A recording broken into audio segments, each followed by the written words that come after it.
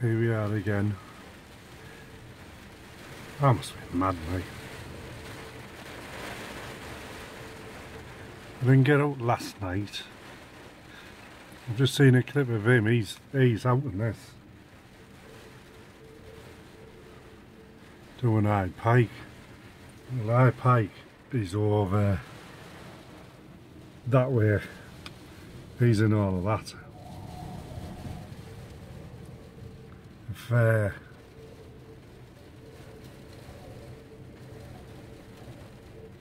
I don't know, I just seem to be jinxed at the moment.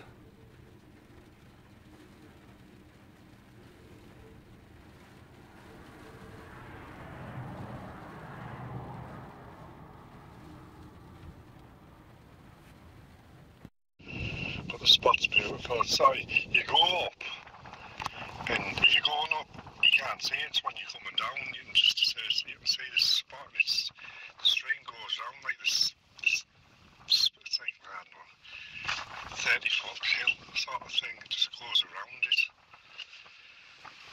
And when I came down from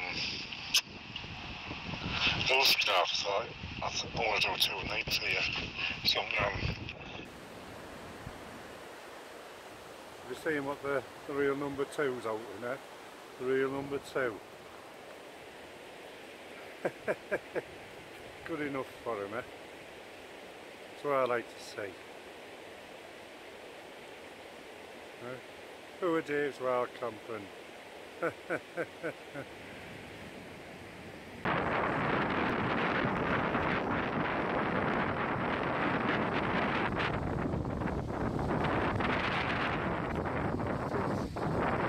Coming out in weather like this.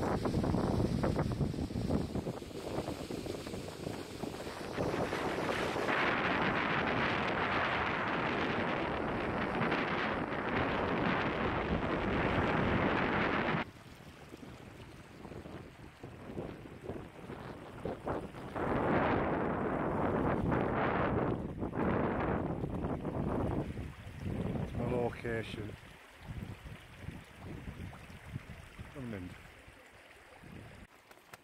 It's quite breezy out there. I mean, it stopped raining, so that's good. I filled 2 bottles of water from the stream, but it's full of peat because I mean it hid down on the way up here. It absolutely poured down. I mean, I never even brought a fleece. Put my Paramore windproof on. You're supposed to wear that with the Paramore fleece for it to work properly, but I just thought it was going to be hot, clammy, and all that, and it was Baltic and freezing and raining.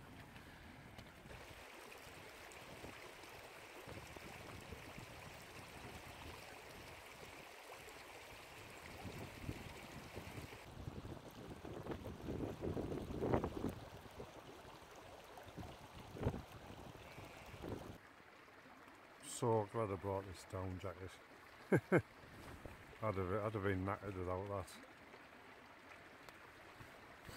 I haven't put the stove on or anything yet. I've just settled myself down a bit and time to get a warm drink, I think. A cup of tea. That's what I need, a cup of tea. Yeah. I can't believe how cold it is. I mean, it's been a heat wave. It's been an absolute heat wave until I come out, that is.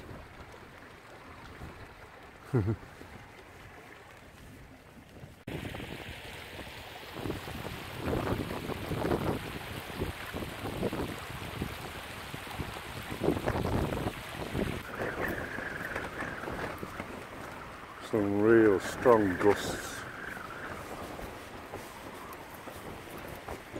I want to see these forecasts.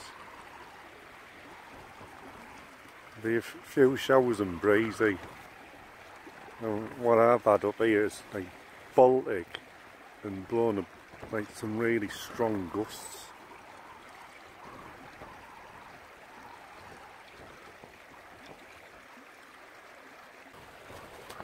You know, for a lamp that costs about £5,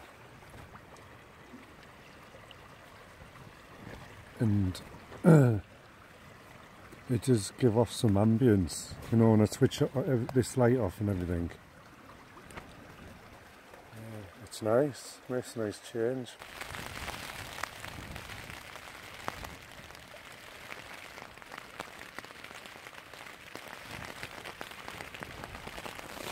Half past 4 in the morning. It's never stopped raining, and then well, you're getting sort of intermittent gusts bloody hell when it comes in. With it being like a bit of a valley, I think it's like, it's like magnifying like the power of them gusts, because wow, every now and then it's almost like a bang, like a roar when it happens. But I'm lovely and warm in my sleeping bag. Lovely and warm. I can't even... I've learnt a lot about my gear. I mean, like that Paramour windproof top. What I've learnt there is you've got to bring the fleece as well for it to work. I've been out in heavy rain with that Paramour windproof top, and it's okay with the fleece. You know, it breathes really well and it insulates, but you've got to have the fleece. I don't feel as I've really tested that out today, that Paramour, because it's wet through, and because I haven't got the fleece underneath, my base layers and that just got soaked, totally soaked through, because obviously they won't repel where like the fleece would have.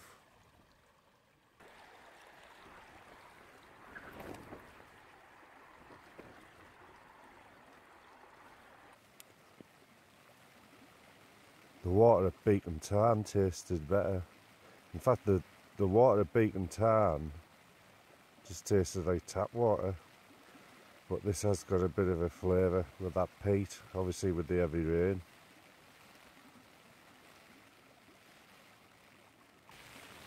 I've redone the insulation on the pans. It's a new titanium Spark, foldable. It's lighter than the other Spark. The other one, I just could never find anywhere to put it, and it was always digging into my gear, whereas this fits neatly into my pan. That's a pan holder I've made out of Reflectix as well, as you can see. I haven't weighed that, but I know it's lighter than the pan holder I was carrying, which didn't fit into the pan either. Yeah. That's the BRS stove. I've had this for about 2 years, but I've never used it.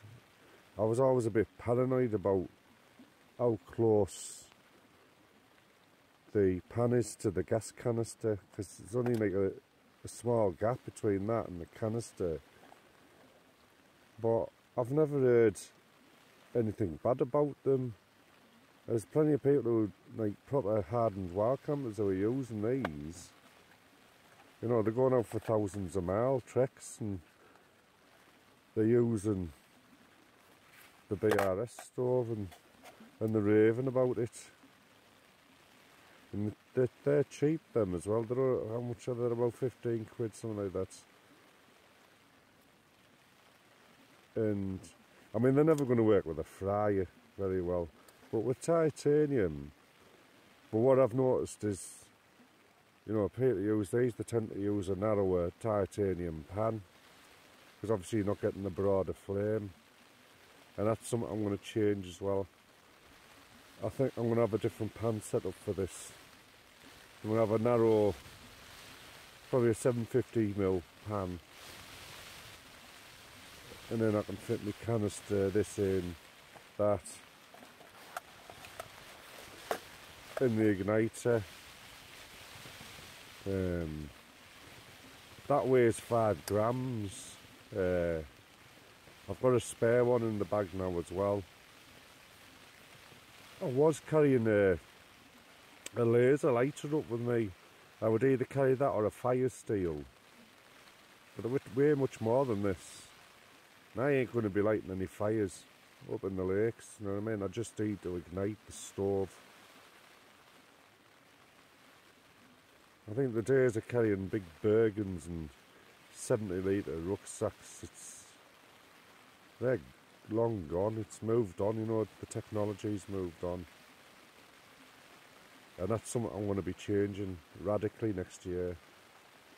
I'm going to be shaving a kilo. It doesn't take a brain surgeon to work out how to do that. I'm going to be knocking a kilo off the weight of what I'm carrying on these fells next summer. And then some.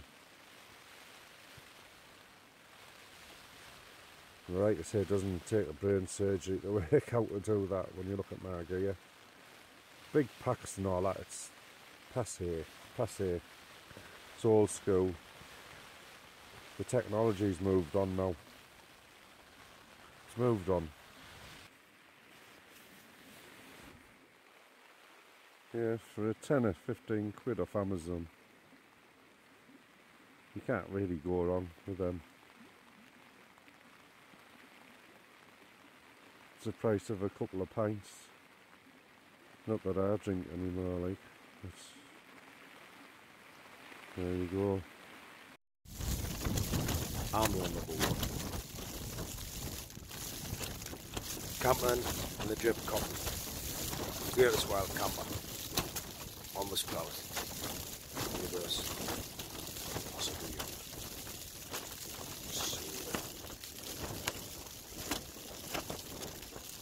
At least Dave got his hill done, eh? High pike. Looks just how I remember it. I wonder how he got on last night. Because I would imagine that I'd been blown a hole up there.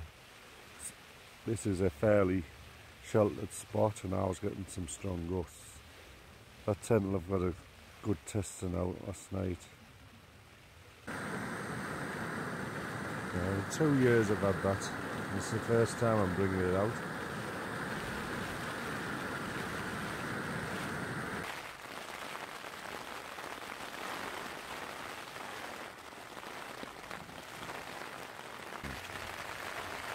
Yeah, some people probably think like you've got to be a bit crazy to do this. You have, but I've enjoyed laying here, listening to the rain, and it's nice sleeping out in it as well. When I pack away, I'm going to have to move quick. Once I get out there, I'll just bundle the tent away as quickly as possible and fly down to the car. I'm not going to cook, I'm just going to have a cup of tea.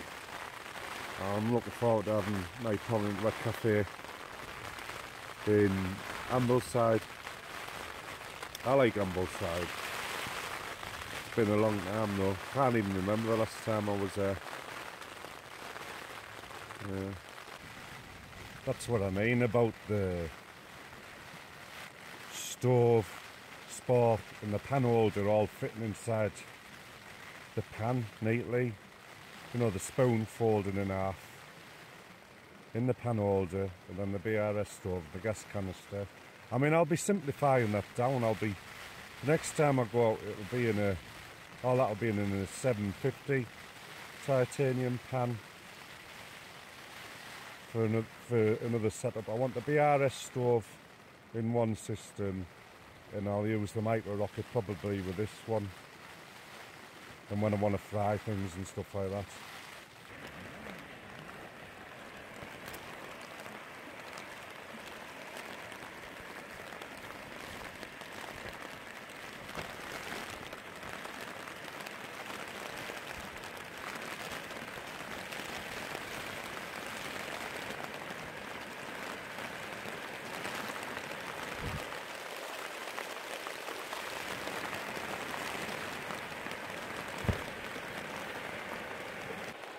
Quarter to 9. I did have an objective in mind. Dave got his eye pike done. I mean, that takes some doing in that weather. I wouldn't have gone all the way up, I don't think. I did have an objective in mind. I'll come back and do it another day. I'll come back another day.